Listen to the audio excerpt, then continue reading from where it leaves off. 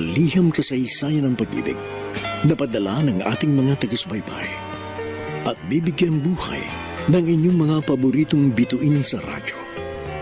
Mga kasaysayang nagtatampo ng mga pusong sugatan, mga pusong sawi, at mga pusong punong-puno ng pagmamahal. Lahat pong yan sa loob ng kalahating oras dito sa ating dulang. Mr. Romantiko.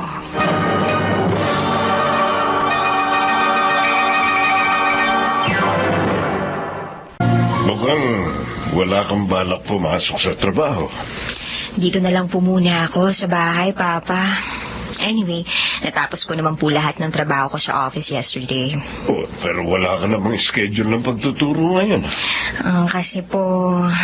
Kabisado kita, anak.